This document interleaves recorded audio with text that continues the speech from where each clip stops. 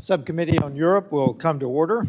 The purpose of this hearing is to examine the scope of Russia's and China's hybrid warfare tactics in Europe and to assess policy solutions to support U.S. interests. I now recognize myself for an opening statement.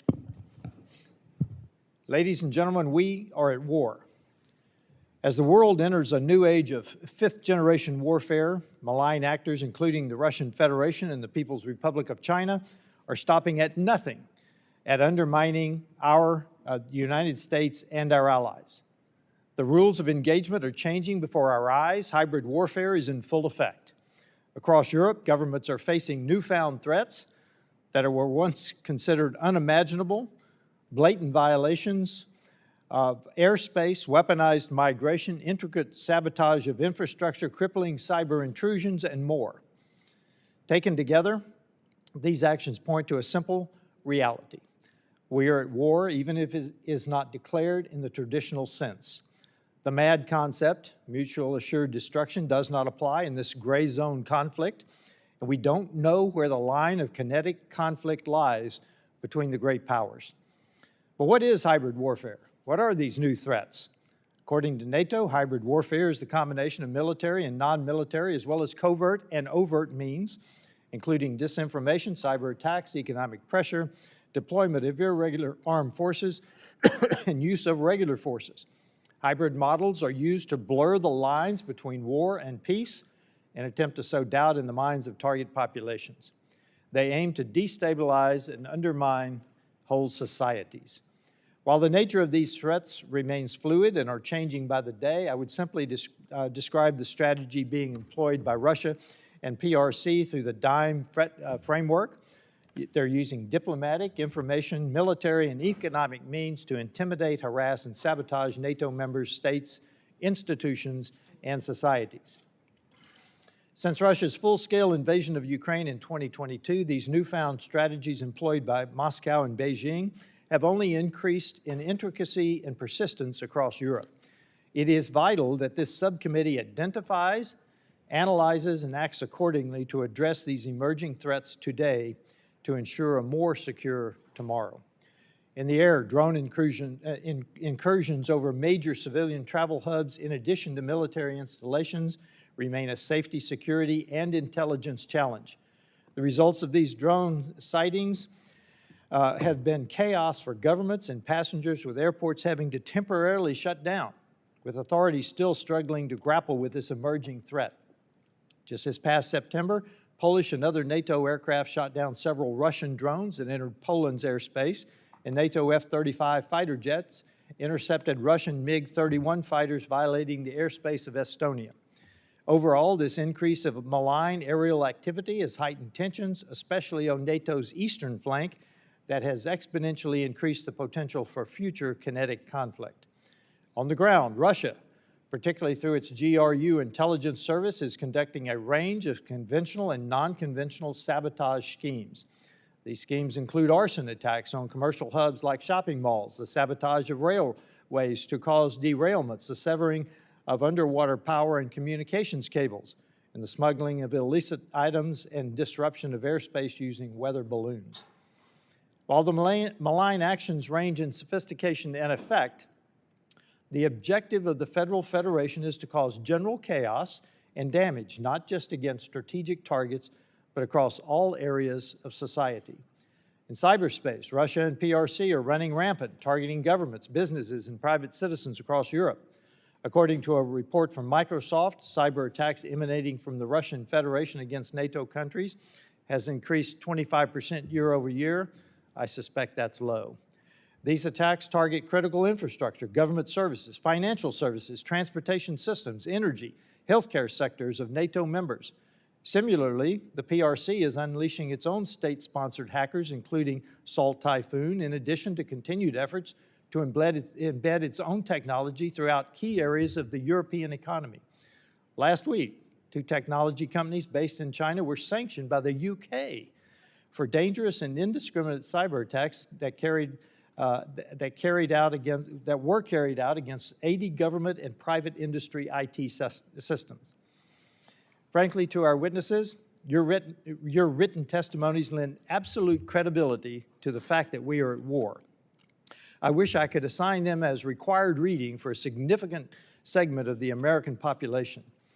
Every nation in Western civilization needs to understand the breadth and the depth of China burrowing into Western national defense backbone and infrastructure, just how much China controls.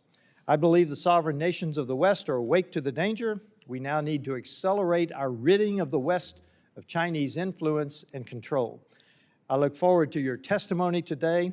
We hope that you can provide this committee with concrete policy recommendations on addressing these hybrid threats that threaten U.S. interests. With that, I recognize the ranking member, Mr. Keating.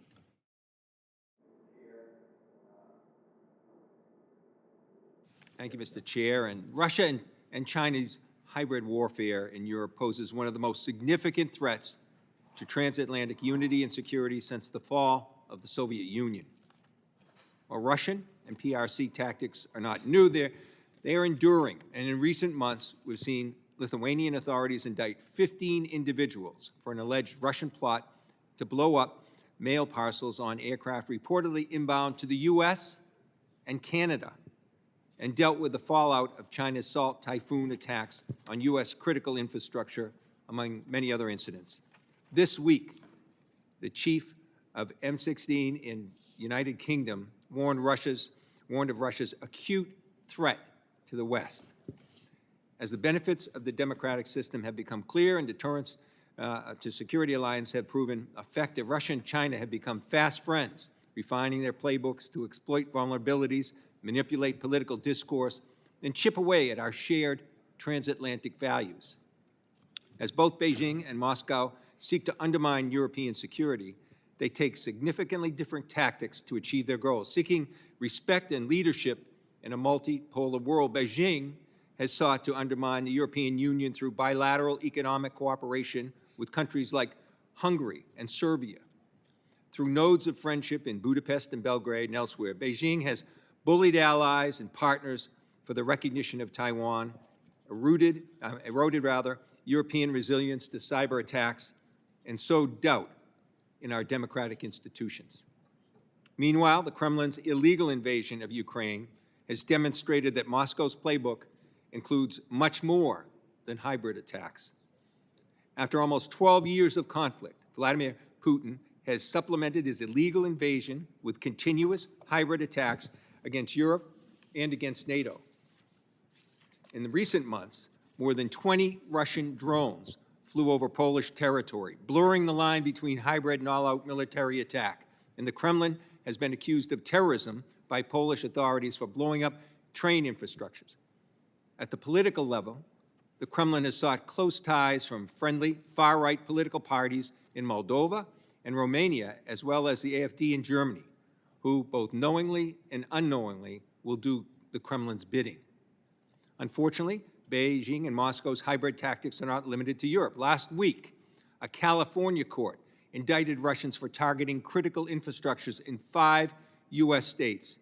And literally today, a group affiliated with the Russian Orthodox Church, long to believe to be a cover for the FSB, is in Congress seeking meetings with members and staff to spread false narratives about religious prosecution and persecution. Meanwhile, the PRC, state-sponsored cyber attacks like Salt Typhoon, and they've targeted American power grids and American companies, stealing sensitive files and intellectual property.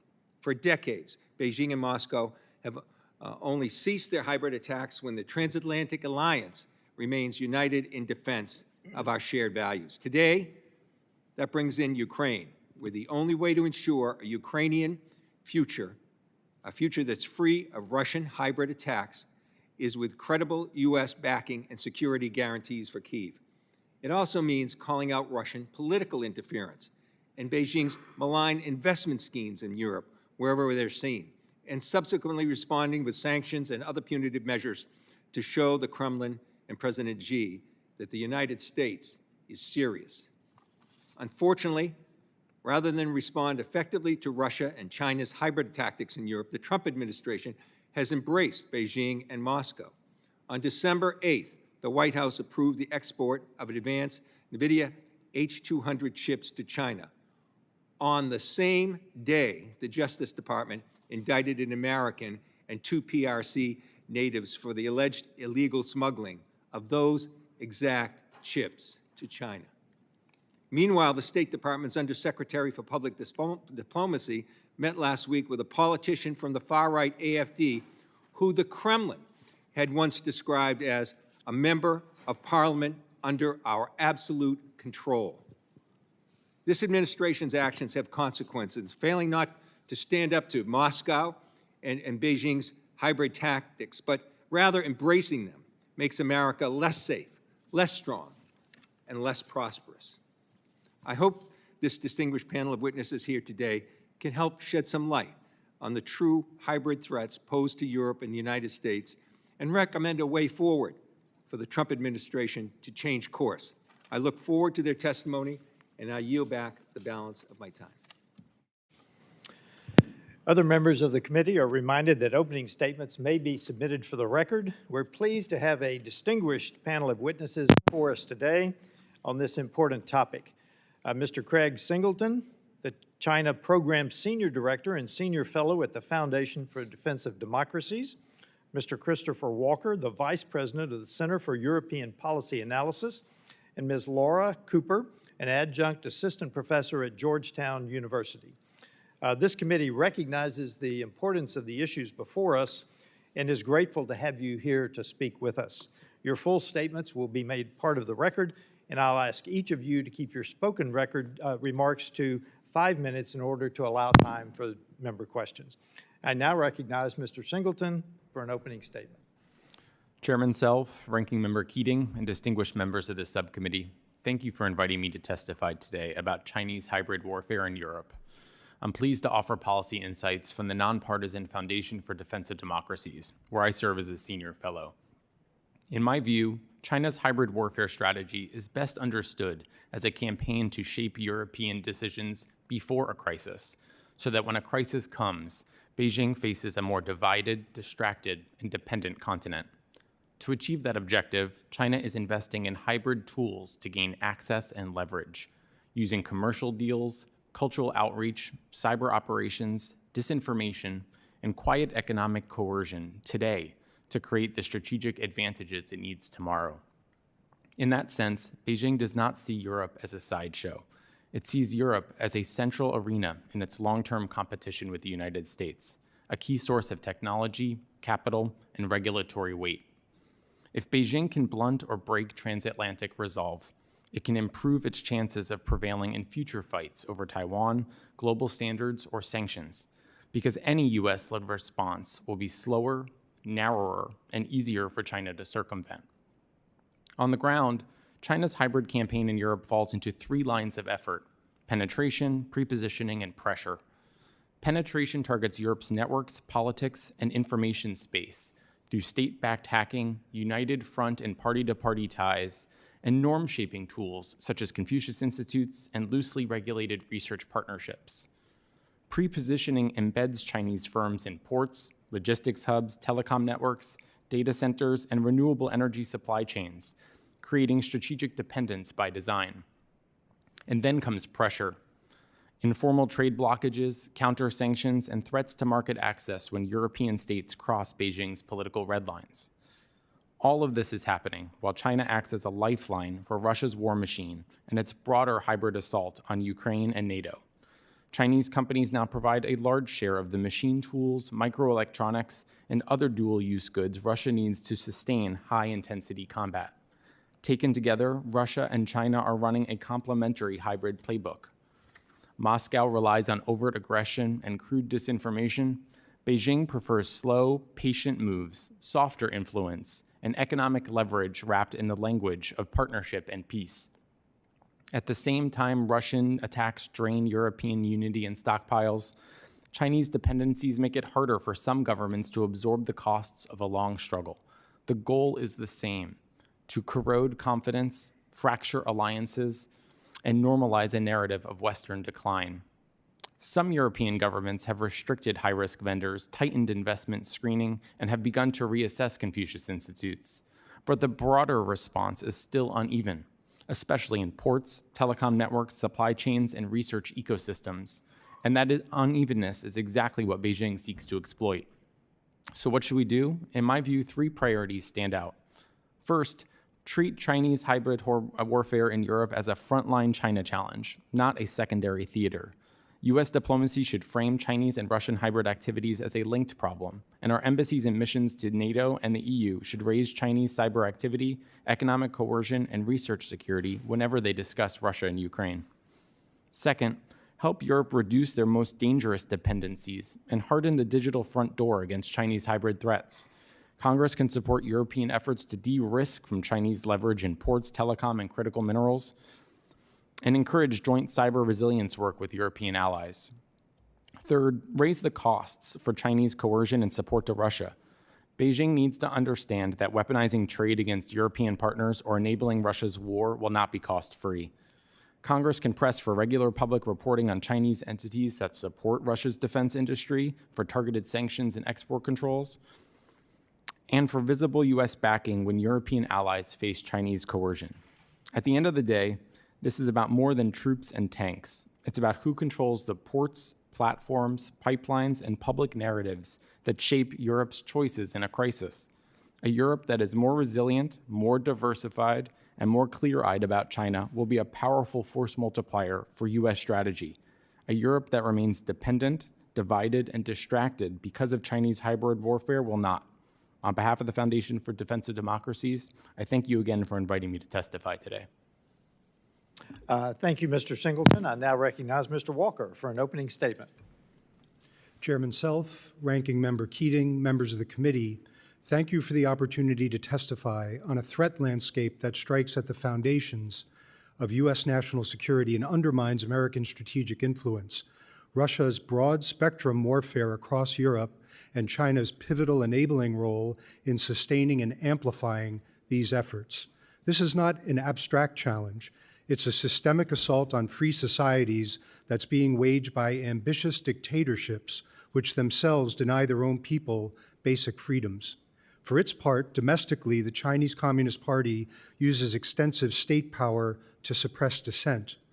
Abroad, where the possibility for such direct coercion is more limited, Beijing relies on educational, cultural, media, and other overseas platforms to extend its influence within open societies. China and Russia together represent among the world's most repressive censorship regimes. They seek by their nature to eliminate free speech domestically and export the tools to do so abroad. This is an important backdrop to recognize for a context in which the authorities in Russia and China, increasingly working with a grouping of like-minded autocratic regimes, have strong ideas about the way the world should be organized. A report the Center for European Policy Analysis released in November 2025, titled War Without End, Russia's Shadow Warfare, puts the threat from Moscow's progressively brazen approach into context. War Without End observes the following: that the Kremlin's overriding concern is not national security, but the survival and continuation of the current regime. That Russia's leadership already believes that it's at war with the West, even if many Western democracies still do not see it this way. Finally, this report observes that the Kremlin does not compartmentalize various wars it's prosecuting. It views its full-scale war on Ukraine and its shadow warfare in Europe as two linked fronts in the same wider conflict against the West. Russia's shadow warfare represents a crucial dimension of Moscow's playbook, a concerted campaign of attacks designed to degrade an adversary without provoking a military reprisal. Russia's leadership understands that, at least for the time being, it can't fight Europe directly, so it pursues shadow war, which tests the vulnerability of critical infrastructure to destabilize societies and governments, and provokes reactions designed to undermine national, European, and transatlantic unity and institutions. Our research makes clear that Russia, like China, does not view conflict through a binary war-peace lens. Instead, Moscow operates in a constant state of confrontation, using shadow warfare to manipulate, coerce, and destabilize targeted states without triggering a conventional military response. Russia uses its toolkit to achieve several crucial objectives, which have the effect of undermining U.S. interests. First, undermining NATO cohesion through covert and deniable operations. Second, it targets critical infrastructure vital to U.S. force protection. Third, it creates ongoing, sustained instability in Europe. This is not a coincidence, it's a strategy, and this is where China's role becomes especially important. China functions as a crucial enabler of Russia and Moscow's shadow warfare, and these two authoritarian powers share a common interest: weakening U.S. leadership, fracturing Western unity, and creating strategic paralysis across the free world to the extent they're able to do so. Among other forms of support, Chinese-backed and Russian-maligned networks distort policy debates and make democratic systems more vulnerable to both Russian and Chinese influence. They reinforce each other. Among other forms of support, Chinese-backed and Russian-maligned networks are sharing technology and components that are used by Russia, including microchips for weapons and surveillance systems and drones used in reconnaissance and covert action. The various forms of support from China for Russia's activities makes it harder for the U.S. and its allies to impose meaningful costs. The result is that Russia gains political space to conduct such activities with fewer risks and fewer consequences. Since 2012, when Xi Jinping became China's top leader, the same year that Vladimir Putin returned to the Russian presidencies, I would argue the two leaders have arrived at what might be understood as a shared consciousness on the world they would like to take shape. It's one that's at direct odds with the values and interests of the United States and other free societies. In this context, and focusing on SIPA's focus on resilience, allied unity, and confronting authoritarian coercion through shadow warfare, I offer the following top-order recommendations: strengthen transatlantic resilience against shadow warfare, reduce economic vulnerabilities exploited by Russia and China, counter covert influence and malign finance in democratic systems, and reinforce NATO cohesion and deterrence. I thank you for your attention. Thank you, Mr. Walker. I now recognize Ms. Cooper for an opening statement. Thank you. Chairman Self, Ranking Member Keating, members of the subcommittee, thank you for this opportunity to discuss Russian hybrid threats. This is my first appearance before Congress since my final assignment at the Pentagon as Deputy Assistant Secretary of Defense for Russia, Ukraine, and Eurasia, capping 25 years of federal service. And the views I will express today are solely my own. This is a condensed version of the statement I submitted for the record. What was a dribble of destructive actions from 2014 to 2022 has become a wave of Russian hybrid attacks that has intensified and broadened in scope. We have seen Russian-linked individuals carry out well over 100 acts of sabotage and attempted attacks in Europe since 2022. For example, damage to railway lines, cyber attacks with physical effects, explosions in warehouses and factories, and assassination attempts, as well as incursions into NATO airspace by Russian drones and fighter aircraft. Russia and the Lukashenko regime in Belarus have weaponized migration, flooding NATO countries with illegal migrants. All the while, Russia projects an image of inevitable victory with propaganda that paints a false picture of swift Russian battlefield advances. So how does this hybrid war fit into Russia's strategy? Russia's calculus on hybrid war in Europe is enmeshed in its objectives for its conventional war against Ukraine. The Kremlin's immediate goal is to cut support for Ukraine by creating fear. The long-standing Russian goal is to exploit fractures within the NATO alliance and undermine NATO's effectiveness. Further, Russia's information strategy uses threats about Russian use of force to try to intimidate the United States and Europe. I believe weakness in our response to Russia's war of conquest in Ukraine and hesitancy in our response to this hybrid campaign, in turn, will lead to further Russian escalation. How do we disrupt this cycle of Russian escalation and regain initiative to protect U.S. interests? There are literally dozens of steps we can take. Just a few examples: sanctions and more robust sanctions enforcement, including clamping down on Russia's shadow fleet, bolstering NATO's Eastern Sentry operation, showing vigilance against undersea threats, and exercising a unified NATO response playbook for hybrid threats. The bottom line is that we need to show the Kremlin that we are aware of what it is trying to do and that it will fail to achieve its war aims. This means supporting the armed forces of Ukraine in their defense of Ukraine's very existence, and it means working closely with NATO allies on a unified response to Russia's hybrid war to show Putin he can neither divide nor intimidate us. On Ukraine, the NDAA's inclusion of the Ukraine Security Assistance Initiative is a start, but it does only provide a fraction of the requirements. When the United States outsourced support for Ukraine to Europe earlier this year, we played into Putin's strategy of division, and we took the risk that European support alone will not be enough to deny Putin his objectives. After all, if Russia succeeds in Ukraine, Russia could pursue ambitions elsewhere in Europe beyond the hybrid war. This is another reason why congressional support for U.S. troop presence in Europe, reflected in the NDAA, sends an important message of U.S. interests in a secure Europe, our #1 security and trade partner.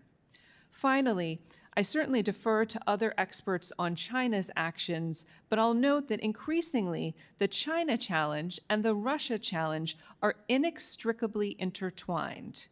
Russia is now dependent on China, and China has an interest in seeing Russia win against Ukraine.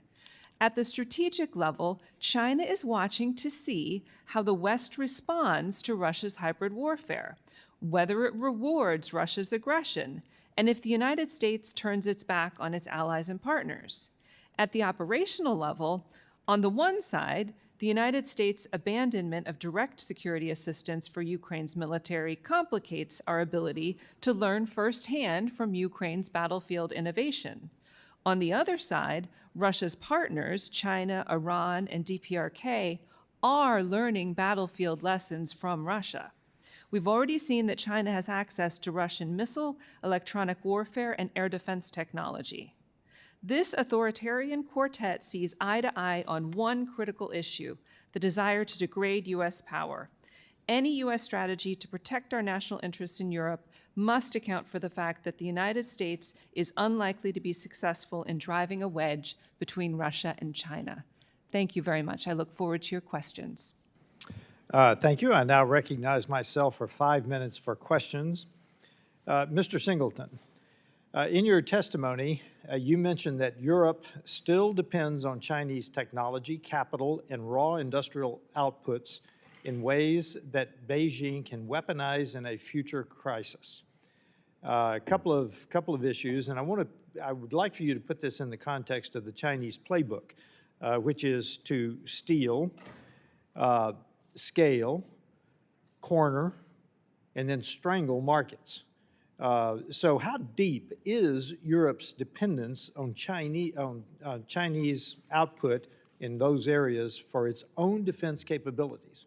And some examples, if you have them, please. Sure. Thank you very much, sir, for the question. I would say they're in deep, and it's in certain instances deepening. These represent soft choke points for the Chinese Communist Party to leverage. There's a strategic upside here for the Chinese. Dependencies turn all of these commercial footholds into leverage. China gains insight into European systems. They get a say over their supply chains and their economic prosperity. And I'd also say they get the ability to raise or lower economic pain with little to no notice. I think they could be used in a crisis to veto European decision-making, control over, for example, European ports or logistics hubs. That could complicate the flow of forces in a crisis and NATO logistics. Telecom and data penetration, just like we've seen here with Salt and Volt Typhoon, could do the same thing. You see intelligence collection, but also opportunities for disruption in European networks. And then we can't forget the critical mineral supply chain chokehold that the Chinese are employing against us and the rest of the world right now. If you could restrict components or weaponize critical inputs, particularly as they relate to Chinese inverters and batteries and basic manufacturing, the Chinese will in effect have a veto over certain European decision-making, which will complicate our efforts broadly. Thank you. For Mr. Walker and Ms. Cooper, our GDP is roughly 29 trillion. The EU GDP is roughly 20 on the order. Russian GDP is 2.8. So in light of that, all three of you, I think, said they are trying to fracture Western unity. So for the two of you, starting with you, Mr. Walker, what is it going to take to get Europe to realize if they simply try, this will not be a fair fight? What is it going to take? So, Congressman, I think you put your finger on the central issue, which is Russia and China alike operate by divide and conquer. They do this domestically in their own politics, and now they're exporting it internationally, even beyond the subject matter we're discussing today. This is their stock and trade. I think we've yet, in the free world, come to grips with the cohesiveness that's required to respond to this divide and conquer strategy. Just to illustrate three examples of shadow warfare that touch on different dimensions to provoke disunity.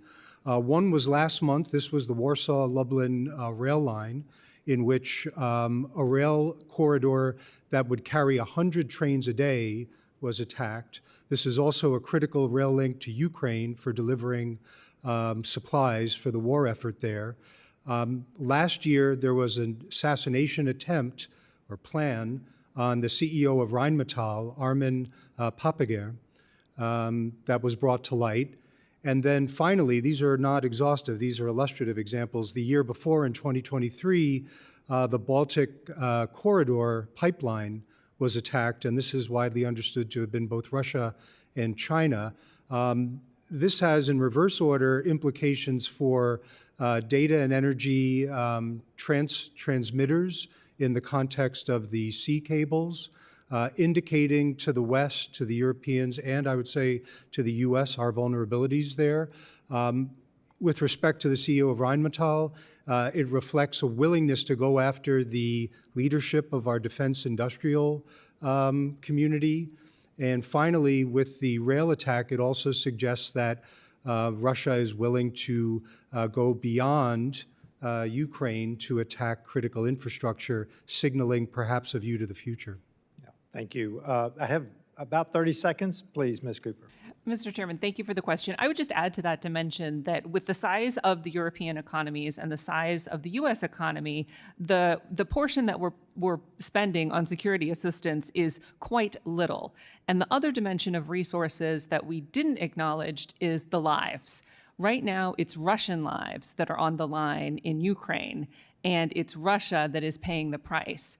This tells us that Russia can't last forever, and that we can surge our support to really push Russia back. Thank you. I now recognize Mr. Keating from Massachusetts. Thank you, Mr. Chair. Ms. Cooper, thank you for your quarter century of service to our country. You had mentioned the hundreds of acts of sabotage. The witnesses have also mentioned the assassinations and the assassination attempts, as well as the attacks on vital infrastructure as targets that are there. This week, the new United Kingdom chief of MI6, talked about the acute threats, and they mentioned, in particular, AI and the increasing threats there. So, Ms. Cooper, with all the hybrid warfare tactics like cyber and social manipulation, depending on artificial intelligence, and in light of the recent decision to allow China to buy NVIDIA H200 chips, how does that reflect on this tension that we have with AI, and how do we keep up from a transatlantic sense with the threat being emphasized by use of AI, as the new MI6 chief referenced in her speech? Thank you, Ranking Member Keating. I would say that on this issue of AI, I would describe it as bolstering what is already a concerted area of Russian hybrid warfare, and that is their information warfare. And AI is enabling Russia to go further in its ability to reach audiences across Europe, across the United States, and do what it always seeks to do, which is inflame existing tensions in society and exacerbate existing fears. In the European context, this has manifested itself as trying to dissuade people and governments from supporting Ukraine.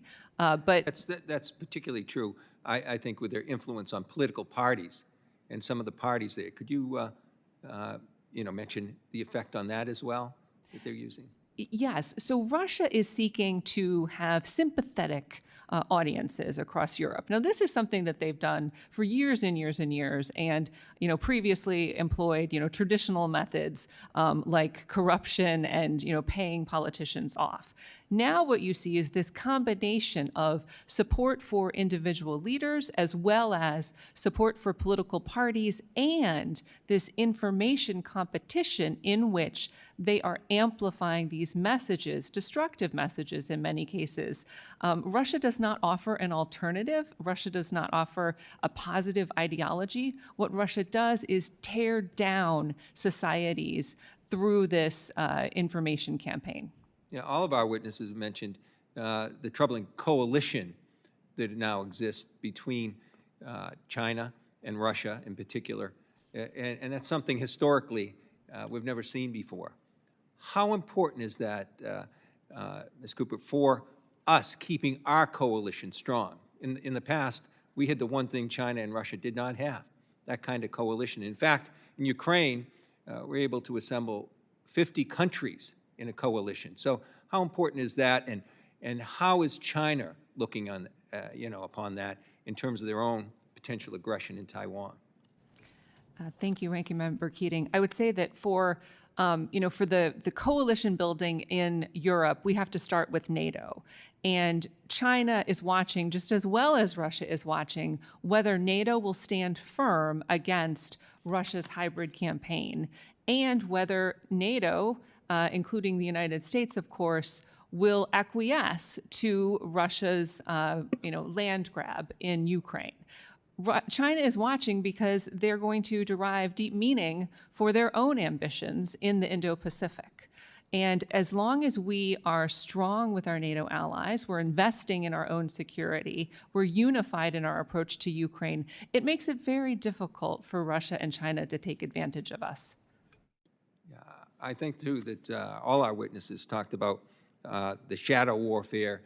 Really, the lines are being blurred. The chairman's remarks and my remarks both reflected that, I think, in our opening statements. And just quickly, this is hybrid warfare. It doesn't really describe well what's happening on. Can, in a couple of words, how important is it that we begin to look at this as actual warfare?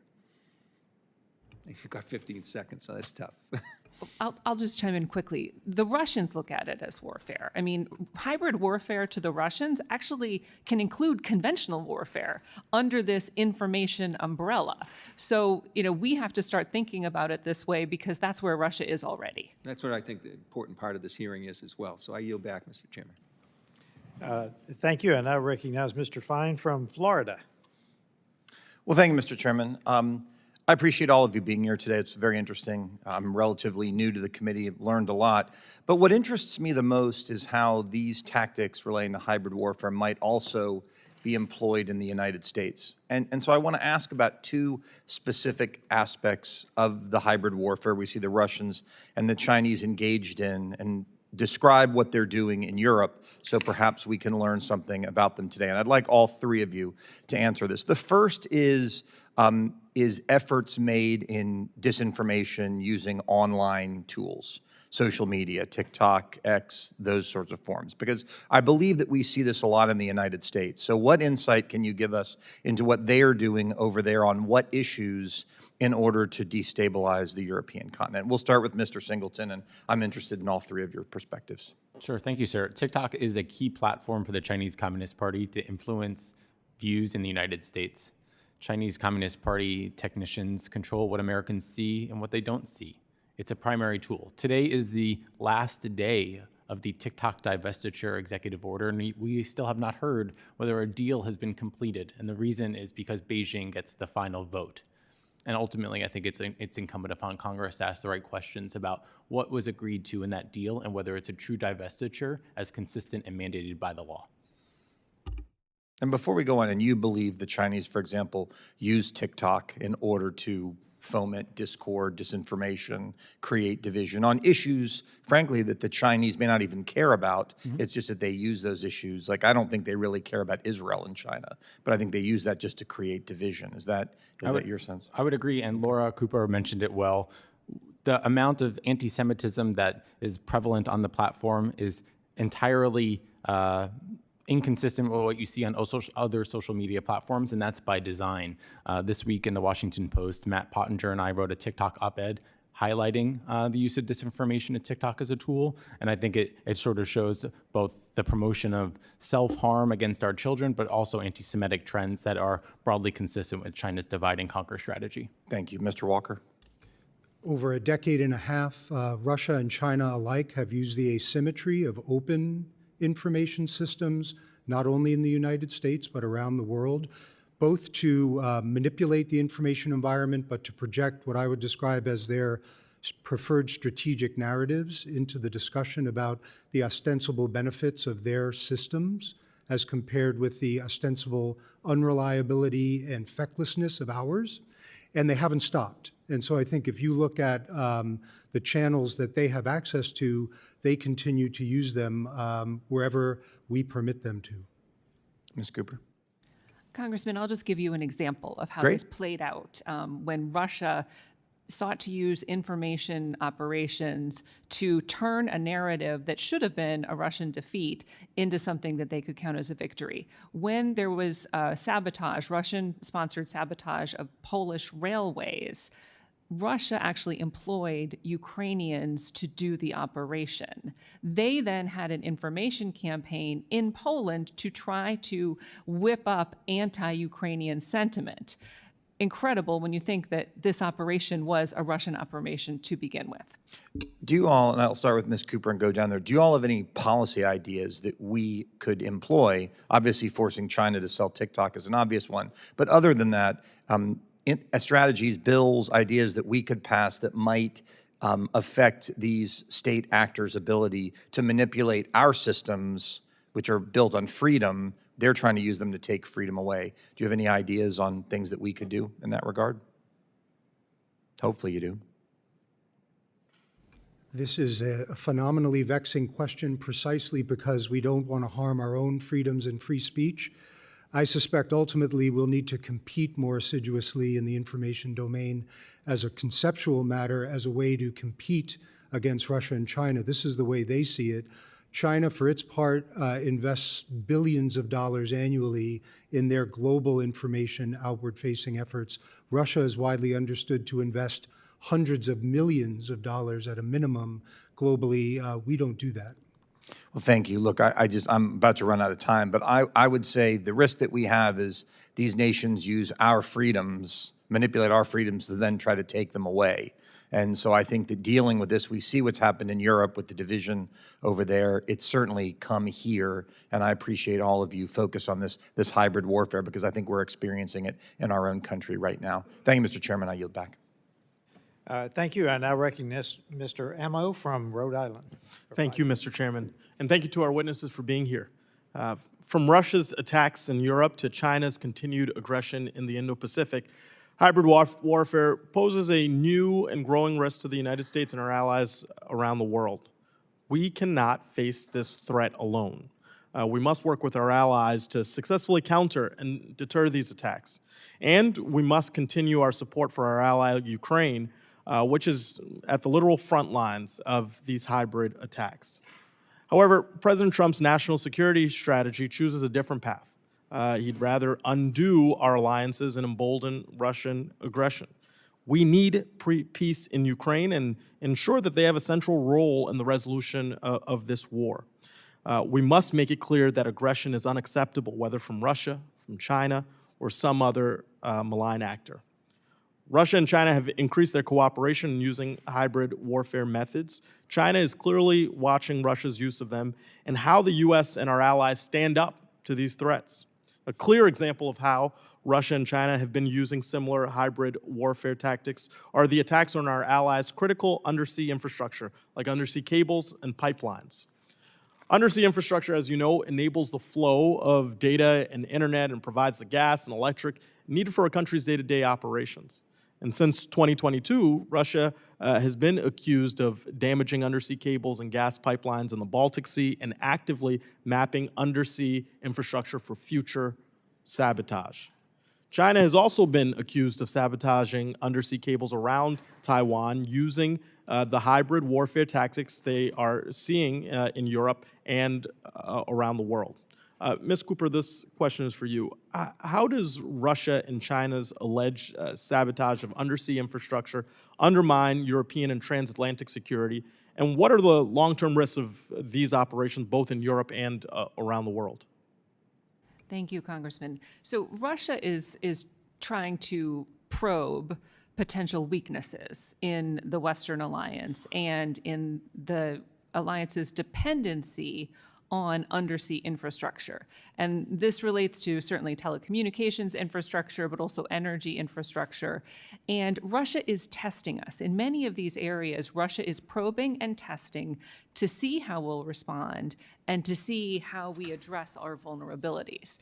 Now, with undersea cables, we have seen the Europeans, as part of NATO, surging support for Baltic Sentry operations to try to deter further manipulation of undersea infrastructure. That's one area where NATO is showing that it is responding. But we have to treat this as full spectrum, because undersea cables is one thing, but undersea cables coupled with cyber attacks is a much more complicated problem. So this should lead us to continue to work together with our NATO allies to both improve our resilience, but also to determine what our responses are. Because when we don't respond, Russia thinks it can just keep escalating. Yeah, and you point to the importance of the NATO alliance and some of the work that they've done of late in the critical undersea infrastructure network to share information and best practices to counter developing threats from Russia and China in the Baltic Sea. Really essential work. Why, again, it's important that our national strategy is in alignment with what we know to be true, that we need these alliances and the technical capacities behind them to thrive. Ms. Cooper, what can the alliance and with NATO more broadly do to counter threats to this undersea infrastructure, both in this network, but how specifically can our country, then the United States, support this coordination and play a vital role in the security that we need to provide? Thank you, Congressman. Well, as part of NATO efforts, we need to continue to support NATO in its vigilance in operations to deter these attacks. We also need to support resilience of our infrastructure, and this is infrastructure in Europe, but also transatlantic infrastructure, certainly, and that includes a big focus on cyber. There is a particular aspect of this undersea challenge that is unique to Russia's shadow fleet, because we've seen Russia's shadow fleet vessels used in cable damage operations. So there are a host of policy initiatives that we can pursue in the United States to target Russia's shadow fleet. This is everything from undermining their flag, their foreign flags, their administrative support, and also enabling our intelligence to track these vessels where they operate. Thank you for your insights, and thank you to all our witnesses for your work in this area. It's essential. I yield back.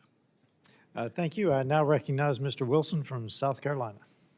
Thank you, Mr. Chairman, and indeed, we are so grateful for each of the witnesses today. It's so informative, and it's also so encouraging to see the bipartisanship today with Chairman Self, with Ranking Member Keating, as indeed War Colonel Putin is being exposed for his conduct around the world.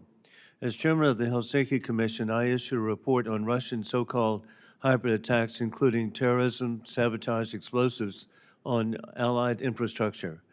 In the report, details are for 200 different subversive and direct kinetic attacks on the West, this number has multiplied, and War Colonel Putin has been emboldened, murdering civilians across Ukraine, destroying Ukrainian utilities to freeze the Ukrainians as Stalin froze the Ukrainians by way of starvation.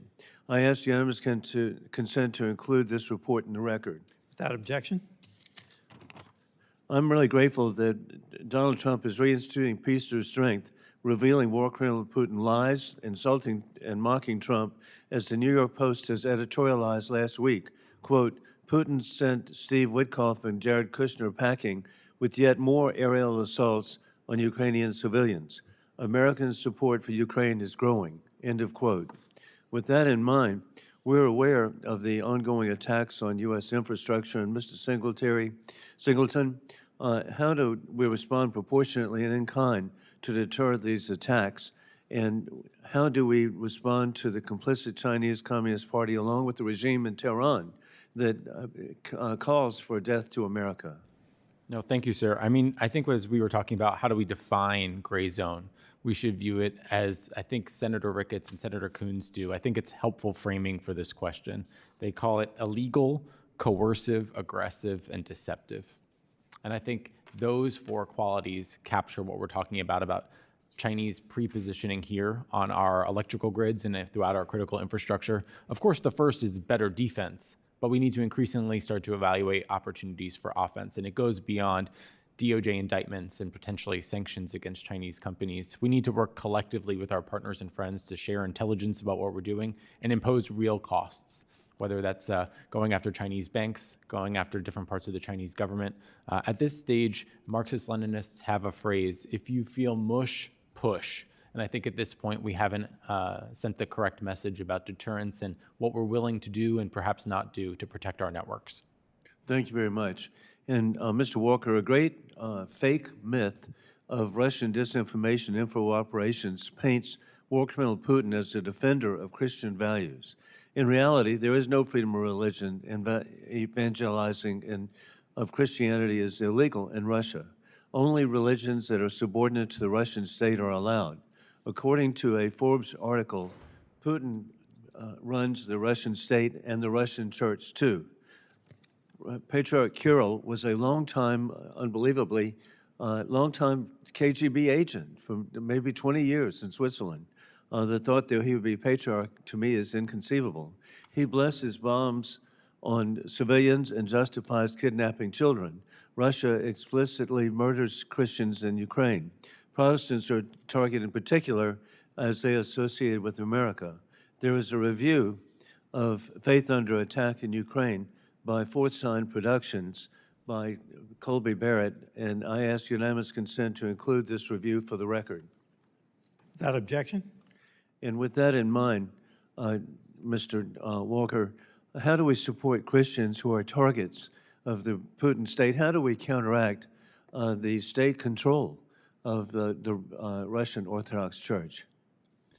So this is a critical question. I think what I would focus on here is what was implicit in the first part of your question. That is the Russian state under Vladimir Putin, who's now entering his fourth decade in power, is very adept at strategic narratives in suggesting to the wider world that there is religious freedom in that country. Of course, there's not. And this is something that he's played to his advantage in certain instances. While attacking Christians in Ukraine, it's really a sleight of hand that he's been masterful at projecting beyond Russia's borders. And indeed, it's really sad in studying Russian history.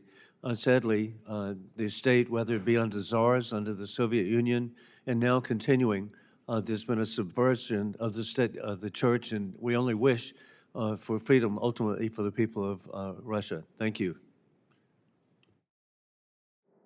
Gentleman yields.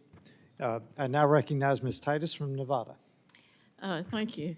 You know, a lot of the conversation has been about the side of shadow warfare that attacks infrastructure.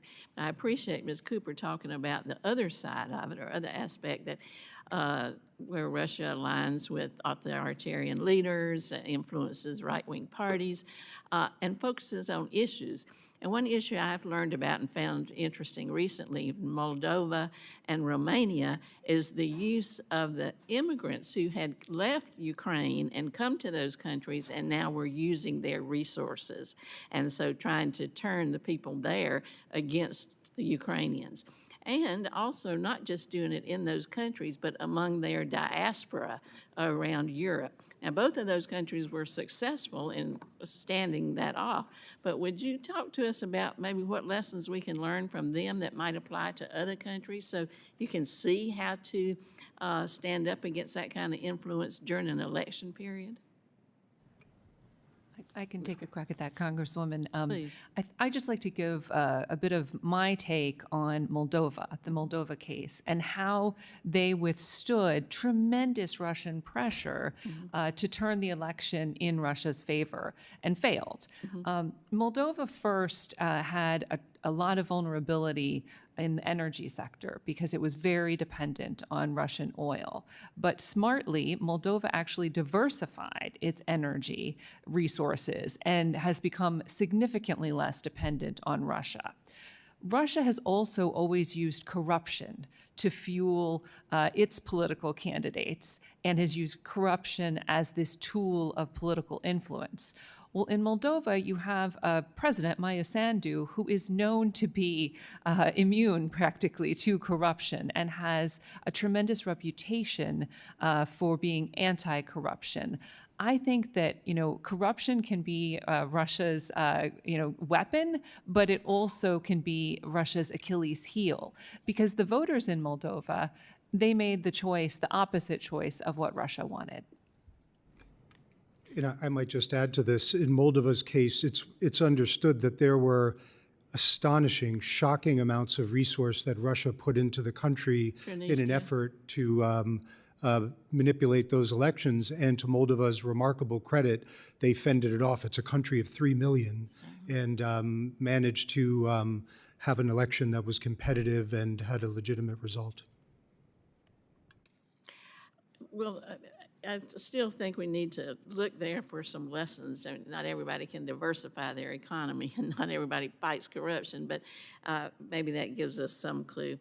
I think the big elephant in the room, though, is as we've heard from all of you, most of the people on the panel, how we need to stand up to Putin and strengthen our alliances, and yet we've just come out with a new national security strategy that takes just the opposite approach of that, seems to me. It fails to call out our adversaries and doesn't really support our allies, especially in Europe, actually insults them. It advocates for stability with Russia, despite all the challenges and concerns that you all have addressed. I wonder if you might focus, we'll start with you, Ms. Cooper, on, what do you think about that? And how do we deal with that coming out of the administration if we want to kind of strengthen our position against Russia in this shadow war? Thank you, Congresswoman. I would say that there's a lot that could be said about that document. But we're not talking about it very much. That's what's concerning, too. Absolutely. The thing that jumps out at me is the lack of identification of Russia as a threat. Russia has viewed us as its primary adversary for decades. And if we look at what Russia has done to Ukraine and how Russia is attacking Europe, we have to recognize that Russia is a serious threat to U.S. national security, and to miss the opportunity to call them out in our national security strategy is a huge mistake. The rest of you, comment? So I think we've touched during this hearing on the extent to which Russia, China, North Korea, and Iran have found ways to work together. Whether one considers them an axis or a coalition, in a sense, is beside the point. They're practically collaborating with each other. I think in an environment of this kind of competition, it behooves us as free societies to find ways to collaborate better for our own security. The best laid diplomatic and national security strategies often encounter real world realities. And I think that this national security strategy in particular will be tested early and often.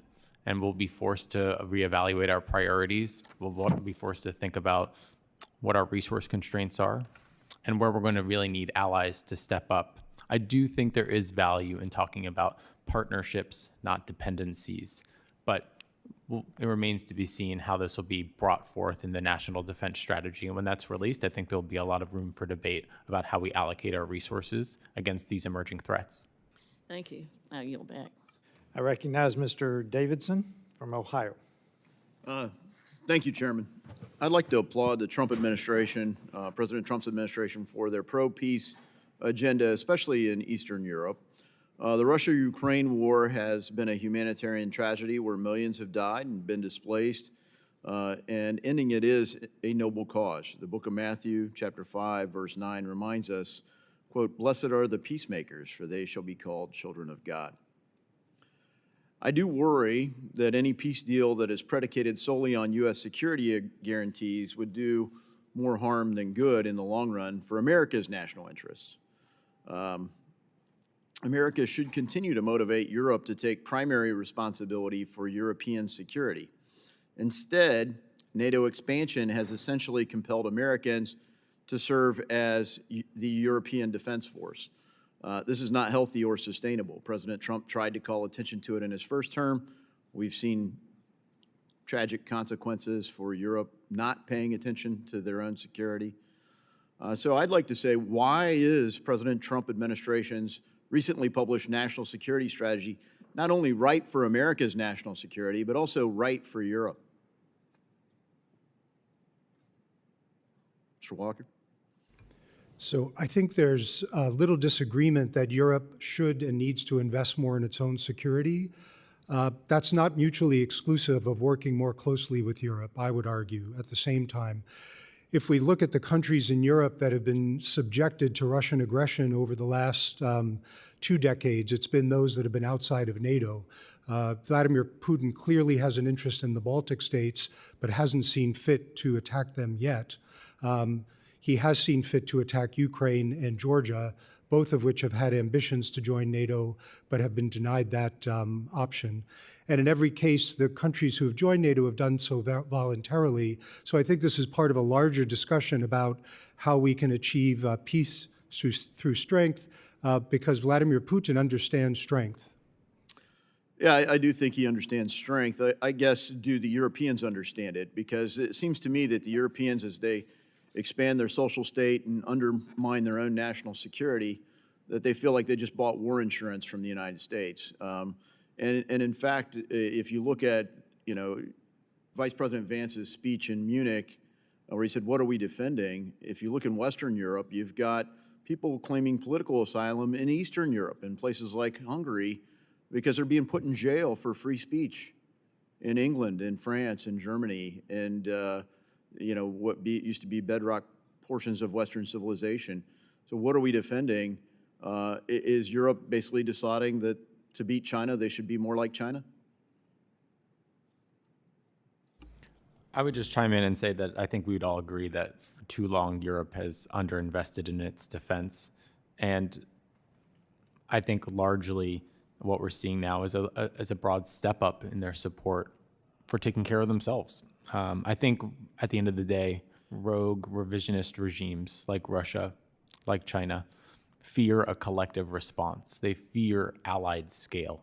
When you look at traditional defense spending there, but we're talking about hybrid warfare here. You look at supply chains, the Europeans are very dependent upon China. Their linkage to China has been very strong. They basically didn't want to do trade deals with the United States because they wanted to take the United States for granted and keep their deals with China. They didn't want to help in the negotiations with China, and frankly haven't aggressively. When you look at, with respect to civil liberties, is Europe stronger because they've become more like China and they're putting people in jail for posting memes? I think you mentioned Europe's dependencies on China. We're overly reliant on China. We are, in fact, but the national security strategy addresses that in the United States. And when you look at speech, we've got colleagues, including one of the members here on the panel, that essentially wants to criminalize speech in the United States. Is Europe doing the right thing in hybrid warfare by just saying, no, we've got government people that'll take care of security, we'll just put you in jail if you say the wrong things? I don't agree with those policies, but I would state that at the end of the day, there's a lot more in common between Europe and the United States that divides us. And ultimately, the Chinese are going to exploit those dependencies and weaknesses. It's one thing to have it in a national security strategy. It's going to be another thing to translate that into concrete action of allied scale. And I think that's where the administration is going to have to focus its work for the next year.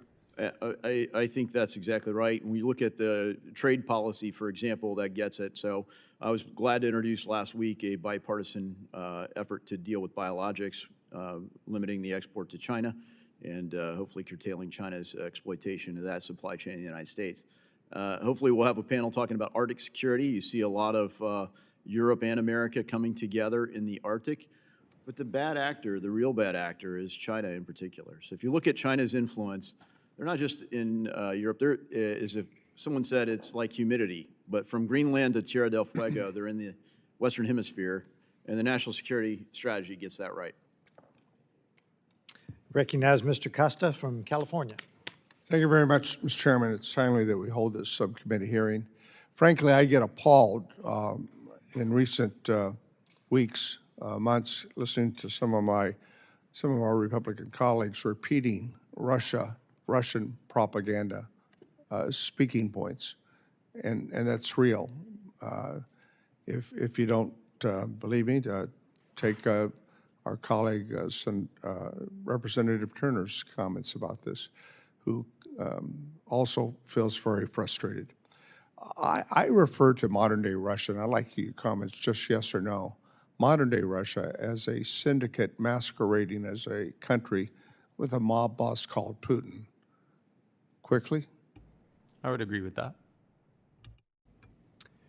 I think Russia over time has emerged as a kleptocracy with global reach. Yeah, it's a syndicate masquerading as a country. I think that's a pretty good assessment. And President Putin is therefore, when you look at the attacks on Ukraine and elsewhere on U.S. and NATO interests, is frankly, I think, been very clear about his positions on this. I don't know whether he sees himself as a recreation of Peter the Great or not.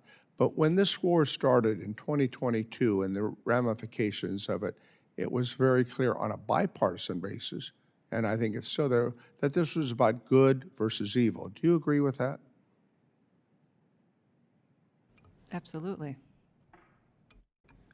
I would note that the war started in 2014 when Russia annexed Crimea and Certainly, invaded yes. eastern Ukraine, and it's metastasized since that time. I would agree. You know, I look at the situation with our colleagues, and I get frustrated with our own lack of response or resolve, because we were all in there finally during the invasion of World War II, and it took a long time to create the circumstances for us to engage. Then we, post-World War II, were in a Cold War, and we recognized it, and we formed a world umbrella of alliances to stand up in that Cold War. Today, we're in a hybrid war, and I don't think we appreciate the fact that the challenges that we face with our allies and coddling our enemies. I mean, China is an adversary, right? No one disagrees with that. They're also a competitor, right? And they're a vast market, and therein lies the conflicts. Russia's dependency on China in what I believe the Chinese view as a proxy war in terms of their own interests. So, you know, I'm going back to a book that was published in the late 1930s called While England Slept. Do any of you care to quickly comment on, is the United States sleeping now at this point in time? Is there a comparative analogy? Well, Congressman, I would point to where we are on Ukraine, as well as on Russia's hybrid attacks, as a sign that, in fact, we are not seeing the real threat that Russia poses. How should Europe and we respond to the Russian hybrid threats to better deter Russia from further aggression against not only Ukraine, but the West? You can all respond quickly. My time's... I can just start. I would say, first of all, it's really important that our leaders are all on the same page and making the same statements publicly to push back on Russia's hybrid warfare. And that's not happening yet. And no, sir, that is not Please. happening. I would say that we need to see the shadow warfare from a transatlantic perspective, not as an individual attack or a set of individual attacks, but more as a campaign that's actually designed to divide our cohesiveness. NATO's being undermined by President Putin, and certainly she thinks it's a good thing, right? They would welcome that. Yes. I would just argue that collective response here is what the authoritarians fear more than anything. And that's why we ought to be doing everything we can to formulate a strategy on that collective response. And we have the alliances in place, do we not? We do, yes. We both have anchor alliances, but also we have to build out this architecture of agile alignments. And they're going to differ by region and by topic, but that takes hard work. So what steps should we be taking in the cyber world to better deter Russia in supporting these regional security operations in Europe to counter their cyber operations? I think we're at the point where we need more pre-agreement among allies on how to respond so that we don't get caught flat-footed and in reactive mode on a consistent basis, which has often been the case. But we are in a cyber hybrid war today, are we not? It's a part of the broader spectrum war. My time's expired, but more needs to be continued in all of this, and we need to come together. Thank you. Thank you. I couldn't agree more. I would love to do several more rounds of this, but we have a classified briefing with the Secretary of State we're going to get to.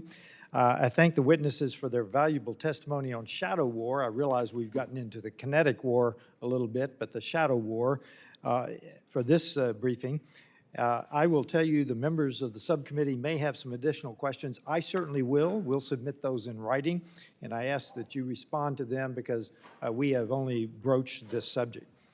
Pursuant to committee rules, all members have 5 days to submit statements, questions, and extraneous materials for the record, subject to the length limitations. Without objection, the committee stands adjourned. Thank you so much. Thank you. Thanks for having the hearing. Yeah, thank you.